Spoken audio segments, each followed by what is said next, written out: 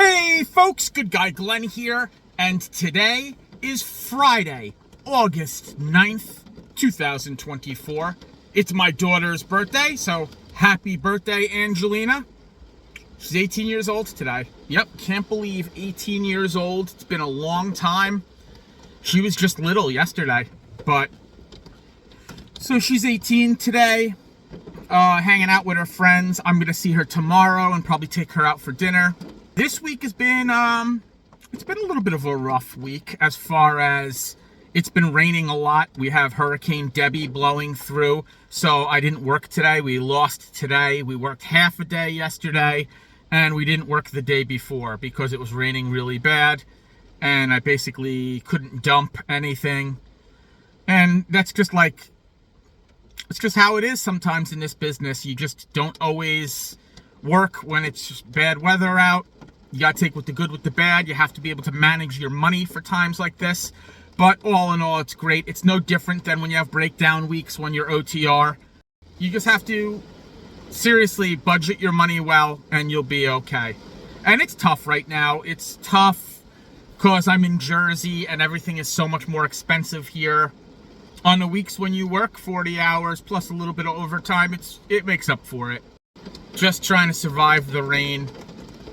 It's really coming down now. Today was pretty decent. The sun even came out a little bit. It was breezy, but now the rain is coming down. I'm trapped in the car. I just went to the grocery store to buy some groceries, and I figured I'd make this quick video, check in with you all, see how y'all are doing, to just talk about a couple things. So in the comments, it's really funny because people have commented that what I'm doing now, I'm not a real trucker. A real trucker. Let's really look at that. So I went out when I got my Class A and I drove for Western Express OTR. And I guess you would consider that a real trucker living that life, right? I decided real quick that I couldn't deal with the way the trucking industry is right now. And I came back to be closer to my kids and do a local job. Aside from the fact that I drive a dump truck or a lowboy or an articulated dump truck, I drive a bunch of different things. So I don't drive the lowboy often. So, okay. You want to say I'm not a real trucker, but what is a real trucker? Is a local job a real trucker? Because a lot of the comments that this individual made had something to do more like with OTR than the type of truck you're driving.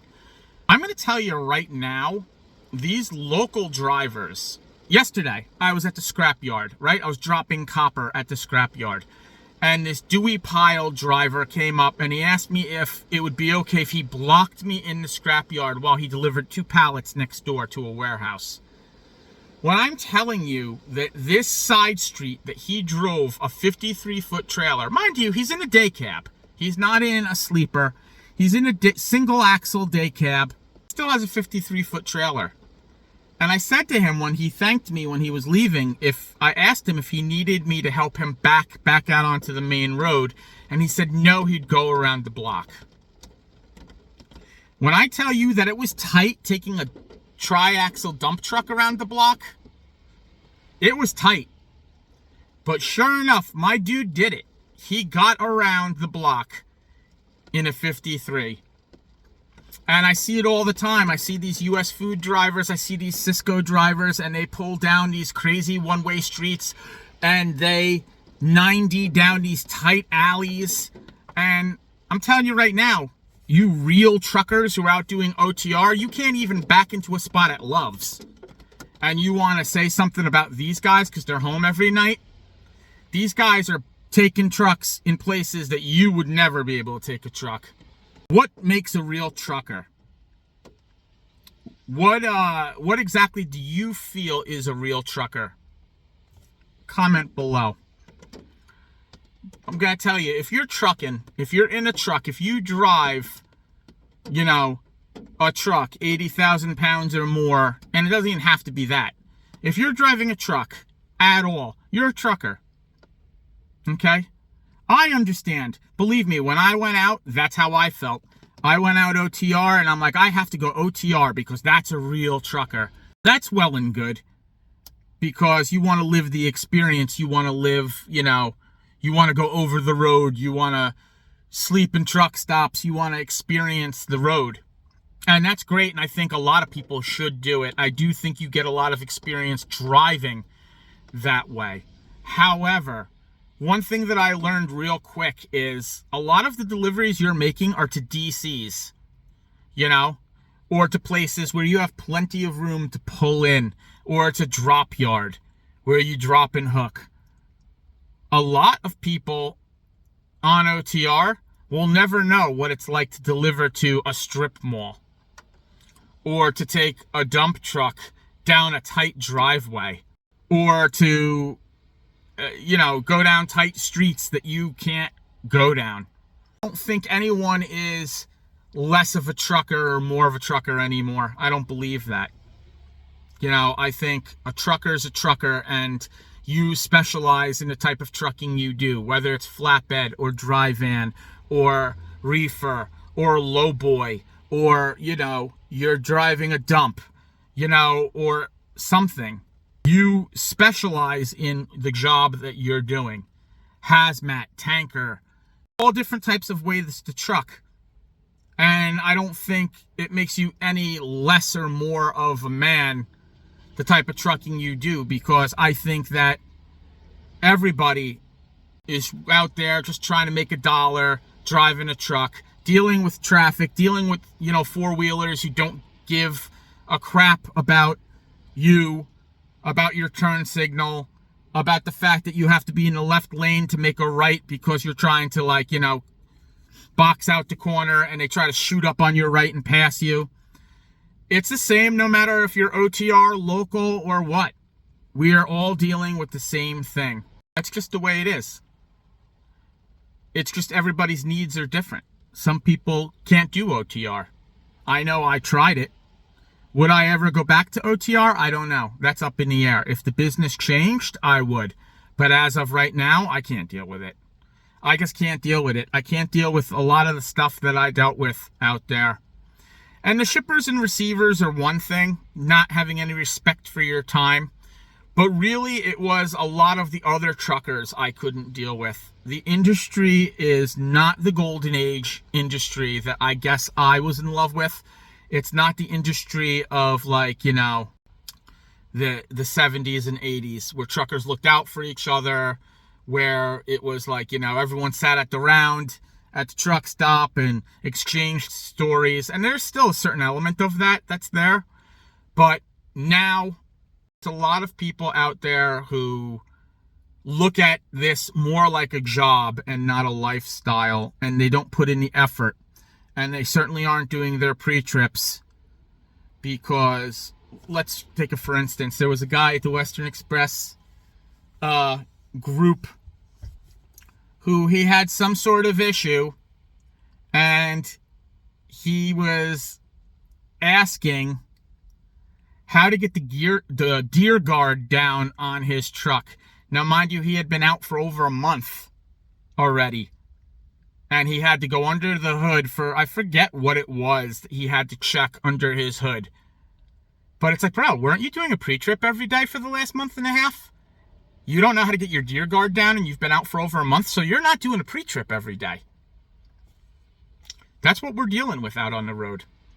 We're dealing with these kids who think that driving a semi-truck is like driving a Honda Civic, and they'll hit you in a parking lot of Love's, and then they'll just keep going. They'll just keep driving, and they won't stop, and they don't care, and they don't realize that a hit and run is real bad on your DAC. But we see it more and more. It's just these, I hated when I came into the business, and number one, I had 2 strikes against me. I was a new CDL driver, and 2, I worked for Western Express, and I had to hear all the time on the CB, steering wheel holder, this, that, the other thing. I am telling you, if you've been out here 30 years and you've seen the decline of what's going on, I would imagine I understand the frustration that some of these drivers have. You work hard to be a professional driver, and a lot of these people out here, they don't have any interest. They just thought they were lied to. They thought it was going to be a great job. It can be a good job. It can be a good job. If you're an owner-operator, if you're a smart lease purchase driver, you're definitely going to be able to make a good living in this business. You can definitely make six figures in this business, and you could definitely have a good middle-class lifestyle. You'll be away from home a lot, but if you are down with the travel and you want to just take care of your family and you'll sacrifice for your family, you can make a lot of money in this business. But being a company driver, you'll be real lucky driving company, making over 100 grand. You might get some dedicated accounts where like you could do it, but it's probably not likely. And this causes animosity amongst a lot of people who start driving and don't know why they're not making the money that they thought they were going to make, where they're only clearing $50,000 a year, you know, your first year starting. You just got to like go out there. You've got to try lease purchase. I mean, I don't understand lease purchase with a lot of companies. It's not a good route to go because you're going to get ripped off and it only helps the company. But there are good lease purchase options out there. Talk to my man Wildbeard. He knows more about that than me. I've never been lease purchase, but you have to really think, what is it that you're doing? And are you paying attention? I was just talking to my buddy Tom about this situation with, you know, today at the truck stop, he was hit by another Western Express driver and the driver kept going. And it's like, are you serious, dude? There wasn't any real damage to the truck, so it's no big deal. It could have been a big deal, and the other driver didn't care. Like, it was just lucky that nothing really happened. But what if he hit a Peterbilt and damaged the truck and he kept going? That could be your license, man. Get caught, hit and run, and see what happens. I often wonder, when you pull into some of these truck stops and they have pull-through spots, that's the easy peasy spot, right? You pull in from the backside, you just pull your trailer in, and you're golden. You're in the spot. You don't even have to back. And I remember one time I was down in North Carolina getting a service done on the truck, getting an oil change and whatnot. And this kid comes barreling in to the truck stop, and he goes to go into a pull-through spot. And he turned the tractor like he's turning a Honda Civic, and bam! He whacks the back of this owner-operator's trailer with his trailer. What does he do? He backs out of the situation he's at. We're all laughing at this point. And he drives away. He leaves. Now, he did some damage to his trailer, and he did some damage to the owner-operator's trailer. Don't forget, these owner-operators, they love to put chicken lights all over their stuff. So, he took off. He took off. But the whole entire point is, are you checking your mirrors? Are you even, like, looking when you pull in? Listen, we all make mistakes, man, but I see a lot of nonsense out there. So, that aspect of it, the fact that you could be at the Loves and there's still 25 spots at the Loves open, but you have everybody parked on the curb or the cat scale because they refuse to back, it's hilarious. And I see a lot of people making up excuses for this behavior. What it basically boils down to, you're an unskilled driver. And it's a shame. Because these companies, that's what they do. They feed off of these drivers. And that's why companies like some of these second chance companies, they're setting up these drivers for failure. They're setting them up to get into accidents. So they have to stay with them for slave wages. Or they just work them right out of the system. Or they put them under contracts knowing that they can't fulfill the contract and they'll make $2,500 on them for breaking the contract. Or the kid goes and finds another job and tries to put in his 2 weeks notice and they won't send you back to the terminal, forcing you to basically abandon the truck so they can hit you with a truck abandonment fee. And then that goes on your DAC. And it's what happens. So you have to be careful. There's a lot of kids out here who, and they're not just kids. I say kids, you know, because I'm 50 years old, so I say kids. But there's a lot of people out here, and they're getting put in tough situations, and I don't know. I'm rambling at this point. Basically rambling. You get the point of what I'm saying. On the flip side, you have the super truckers, the guys who want to talk about the good old days of trucking, or they know better than everybody, and you know, they talk trash on the CB, and come on. You know, it's like, dude, you're no better. You're no better than a steering wheel holder. You're just like, you think you're better than everyone else, but really, what are you? Some lonely old trucker with social anxiety issues who can't, like, deal with basically regular life? That's what it is. And I'm not saying there's anything wrong with that. That's what appealed to me about OTR. I'm all about that. But don't act like you're normal, dude. Don't act like you're better than anyone. Everyone has got their something. There's no such thing as normal. There's no such thing as better than anyone else. I mean, there's people who shouldn't be in this business, don't get me wrong. And I think they eventually either figure that out or something happens that forces them out of the business. And then there's the people who do okay, but then they get this I'm better than you attitude. And I think that's across the board anywhere you go. I've seen it in real estate. I see it in construction. I see it in any job. The people who have nowhere else to go just think that they create this world where, like, they're better than everyone else. And man, that doesn't make trucking good. That doesn't make any job good. Try to help each other out, man. You see someone struggling at the truck stop, don't pull out your phone and put them on Bonehead Truckers. Get out and try to give them a hand. Try to teach somebody. And sometimes it's not that they don't know how. Sometimes they just drove out there 11 and they're exhausted. And they're seeing double. And they need to get into that spot so they can take their break, right? And don't say none of y'all have been there, because everyone has been there. So honestly, help each other out. Some people can't be helped, I get that.